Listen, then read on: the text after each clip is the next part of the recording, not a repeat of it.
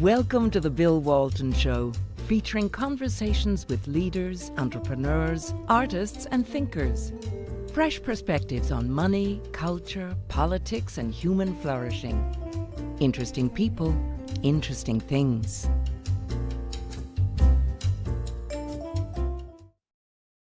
Welcome to the Bill Walton Show. I'm Bill Walton.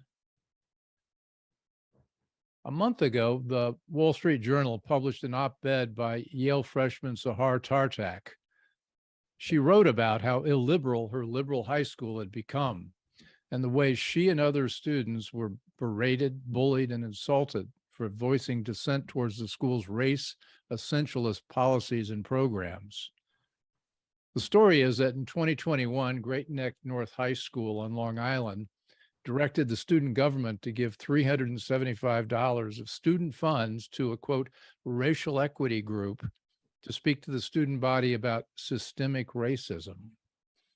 Sahar was the student government's treasurer, and she felt they didn't know enough about the organization and its mission to disperse the funds. So she refused to sign the check.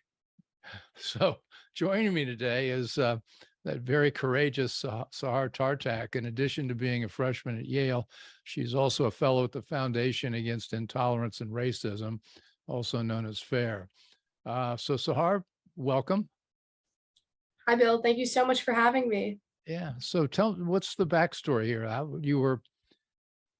You're junior in high school. They come to you with this. You're the student treasurer. Why don't you take it from there? Sure. Okay. So there are some clarifications that I like to make. The first one being that when the school approached student government asking for like $400 for this presentation, my central issue was not with the contents of the presentation. My central issue was actually with not knowing what the contents of the presentation were going to be. So when somebody approaches me, or I think in general, when we're approached and we hear somebody say, I'm going to present to you about systemic racism, we actually might have no idea what that means, because there are so many different ways that that can be navigated. And there are so many different narratives of systemic racism. Like, I wouldn't even call it a spectrum. I would call it a color wheel of how we can define systemic racism in America and what conclusions we can draw from there. So as a consequence of that lack of knowledge, I asked for more information before signing off on the check. And the teachers in charge of student government, under the instruction of the school administration, berated and bullied me at our next meeting. They actually brought in one of my current teachers at the time, so two people who had control over my extracurriculars and one person with control over my grades. And the three of them, over Zoom with my parents as witness in the dining room, made various insults and accusations about me as a human being. So for instance, Sahar, do you find slavery debatable? Sahar, would you have questioned us bringing in a Holocaust survivor to the school? My grandfather is a Holocaust survivor. Talk about your family background as well too, because I think that it bears on this, because you're probably the last person somebody would think of as being racist. Sure. So my mother escaped revolutionary Iran in 1979 as a teenage girl because the Ayatollah wouldn't, tolerate a young Jewish woman, particularly one with ambition. She came to the United States, learned the language, and became a doctor, but by herself. It's a pretty fantastic story. And my grandfather was a Holocaust survivor, so he lost his family to a firing squad, and he was lucky enough to escape and came to the United States on the Berlin airlift with his dad, and he had lost his mother and his siblings in Poland. And he also made a life for himself here.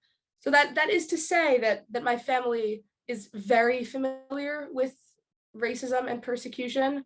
My mom also has like a scar on her eyelid from an anti-Semitic hate crime. Somebody threw a rock at her when she was living in Iran. Like we know what this is, to say the least.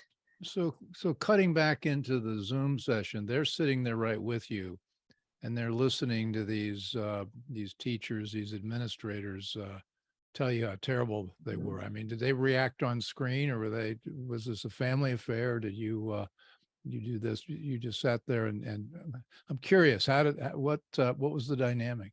Sure. So my parents were just in the room, but they weren't on screen because, arguably they weren't supposed to be.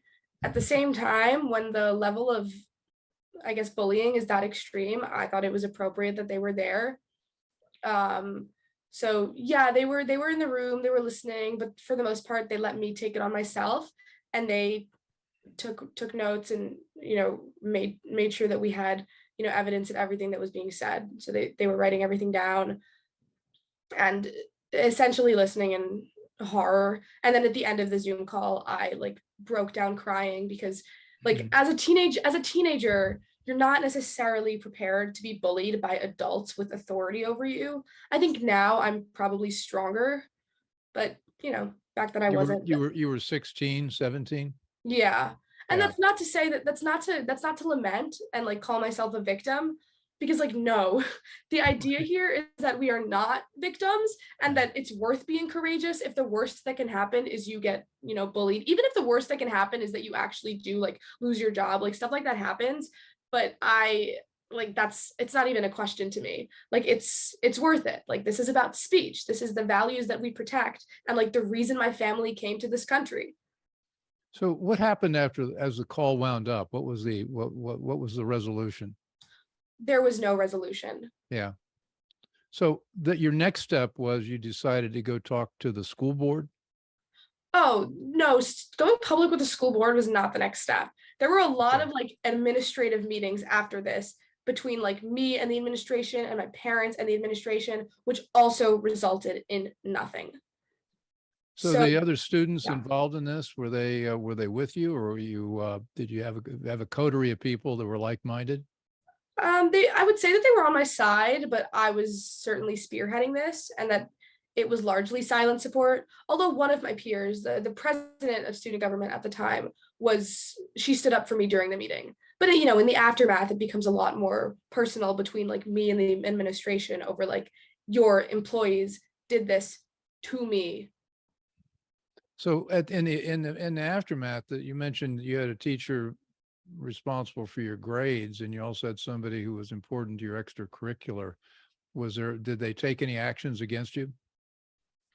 No, none that were visible. Okay. That's the thing, is that it's actually really hard for that to happen, because like and that's actually a good thing. Like, and it does happen, and when it happens, it's horrifying.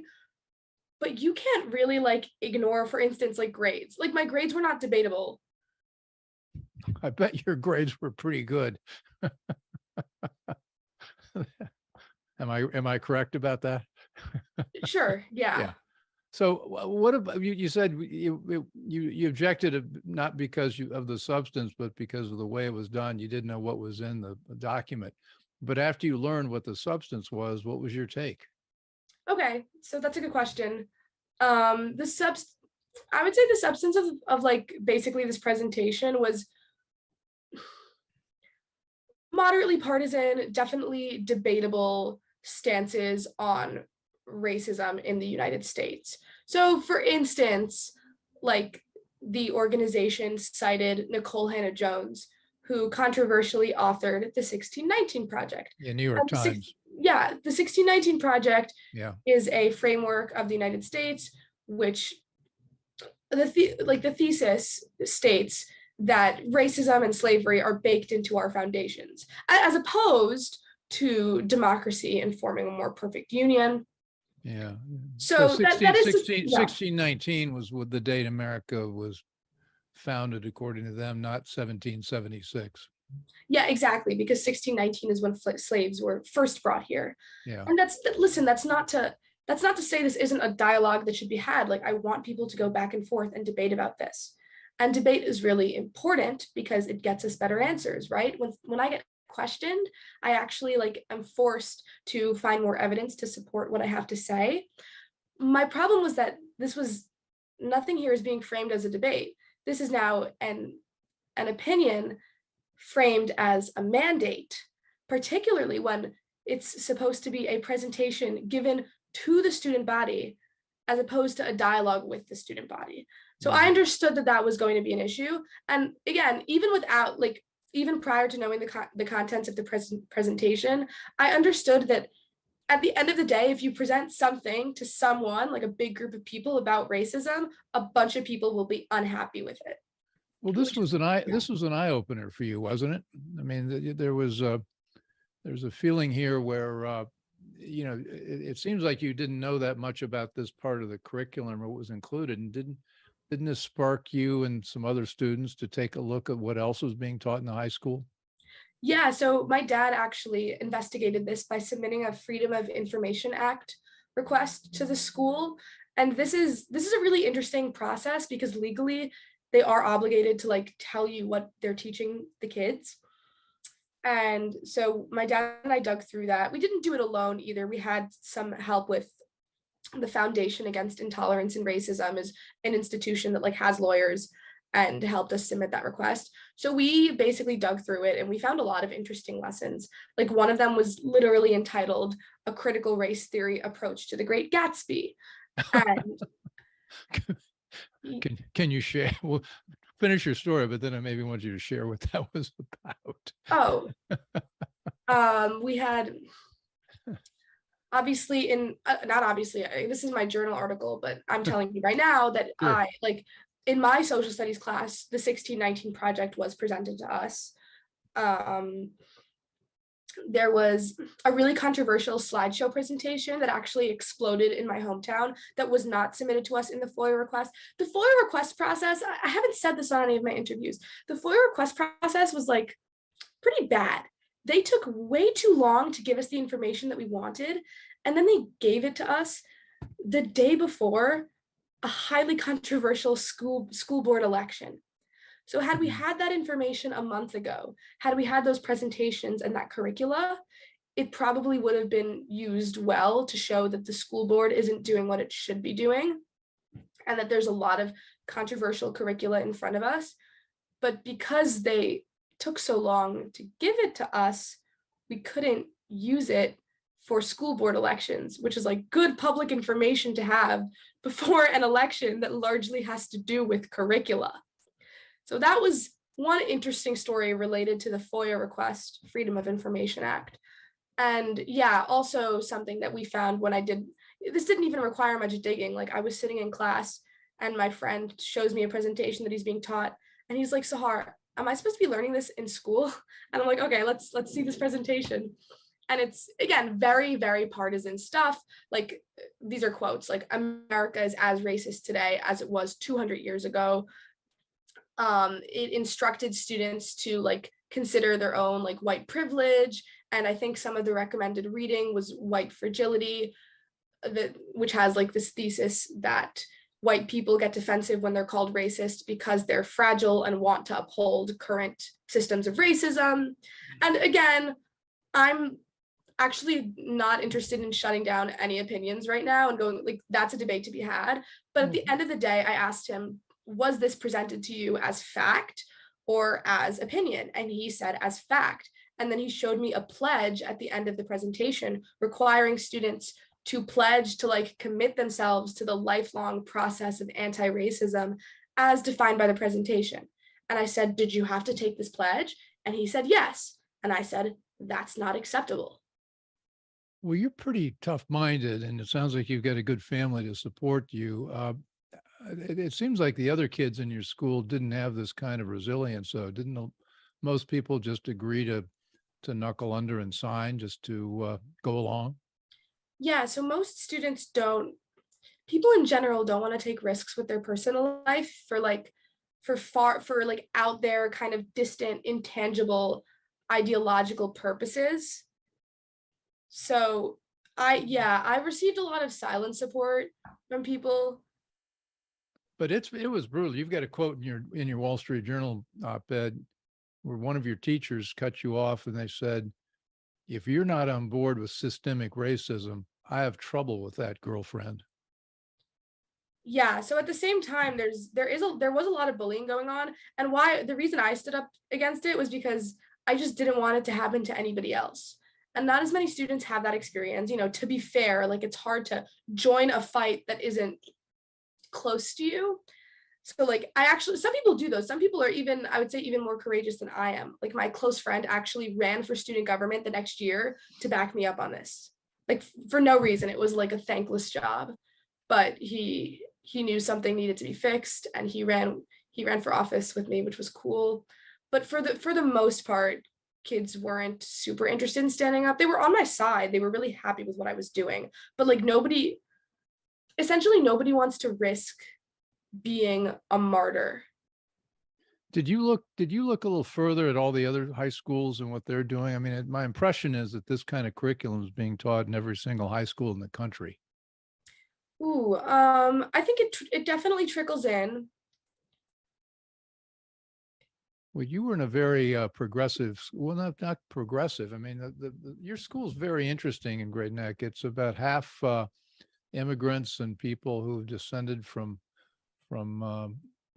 fled from totalitarian regimes like your mother did from Iran. I mean, there's a lot of sensitivity to multiculturalism and what that really means in your community. Is that not true? Yeah, absolutely. And actually, a lot of the people who have those experiences were the ones most staunchly opposed to the nonsense happening in my school. So, for instance, another close friend whose parents left, a communist regime in China, looked at the presentation that my friend showed me and said, Sahar, this is so creepy. This is like what my mom learned in school. It ends in an ideological pledge. Mm-hmm. So that level of familiarity with the importance of speech and democratic ideals makes a lot of immigrant children feel unfavorably towards this stuff. So what happened at the board meeting when you presented? And I believe that the video of that's on YouTube, isn't it? Yeah, so it is. I think it's 1 hour and 34 minutes into the board meeting, because it's like a full recorded board meeting. Well, we'll have to clip it.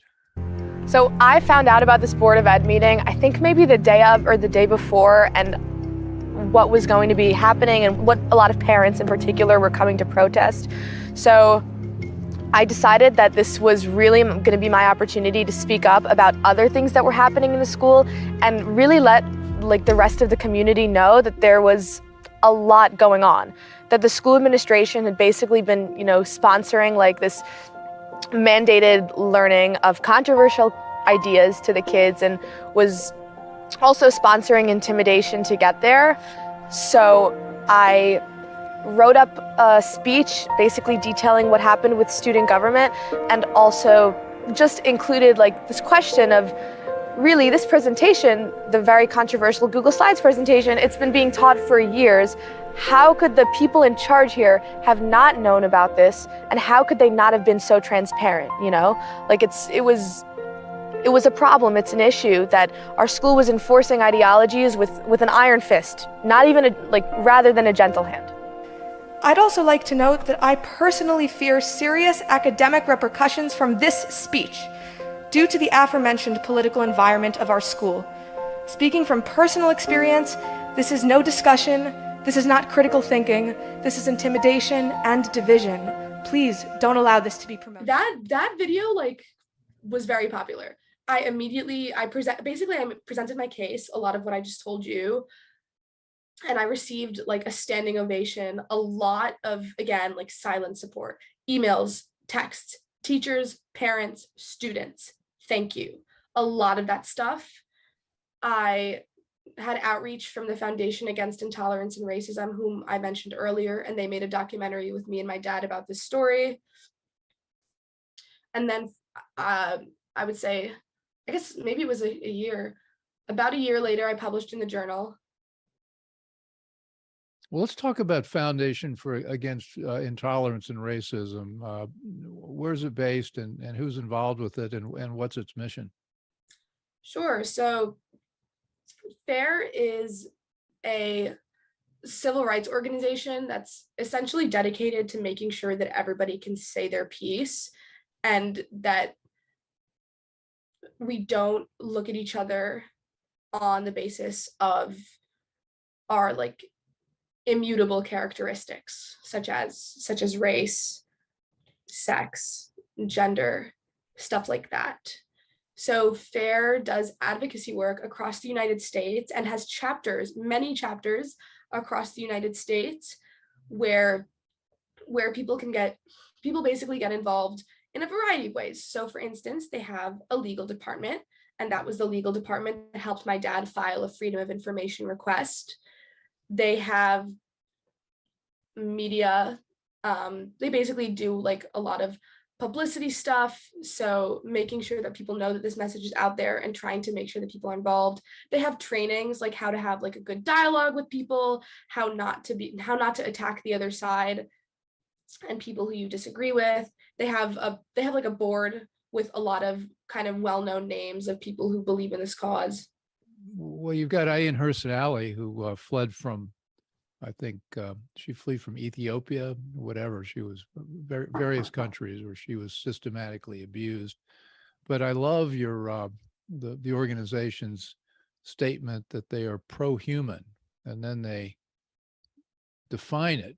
And I love the definition: advocating for one human race, universal civil rights and liberties, and compassionate opposition to racism and intolerance rooted in dignity and our common humanity. And, you know, it seems like the political world now more than ever, impossibly more than ever, is rooted in intolerance. It's rooted in, in identity politics and sowing the seeds of division so as to hoover up votes and gain power. Seems like this is an organization devoted to stopping that and letting us all think about ourselves as human beings rather than as a member of some identity group. Yeah, FAIR is really cool because their values are extremely nonpartisan, and once you kind of read them, they're popular on both sides of the aisle. So FAIR has a lot of people on the board who would consider themselves liberals, who would vote Democrat, which isn't necessarily expected because nowadays we have this really divisive dialogue about critical race theory, where you either believe that it's being taught in schools or you believe that it's a legal theory and that this is like a censorious lie led by right-wingers, whatever. That's basically where the divide is. And FAIR does this thing where they're like, we don't care what side you're on. We have these pro-human values. They apply to you, and we'll move forward from there. And like, I think they even avoid the term critical race theory because they know that it divides people. So you're in your dorm room at Yale, and you've been there for about 2 or 3 months. And did Yale know that you were an advocate for this before they admitted you, or did you did this come up on the radar screen during the process of admission? Because Yale, as we know, is pretty woke. Sure. So that's a great question. I will tell you what my admissions process looked like related to this controversy. I wanted to tell them that I was making a documentary with FAIR because it's a big deal, like in terms of college, to make a documentary with like a national advocacy group. So what I did was I framed it, and I felt this was quite honest. I framed it as like a nonpartisan civil rights documentary relating to open speech and dialogue. Because again, there's no need to touch the words critical race theory if it immediately causes division. So that was all the information I had to give them by then, was just the documentary. Like, I hadn't been in the journal yet. So I actually reported that to my colleges. It was an application update. I told them and everything, and I don't think it hurt me. Mm-hmm. Well, I'm glad you're there. So, what are you doing at Yale now that you're there? And how will you be bringing these ideas and this mission to the Yale campus? Yeah, that's also a great question. So I'm obviously a freshman, so I'm still finding my way. There's a lot of good places here for dialogue.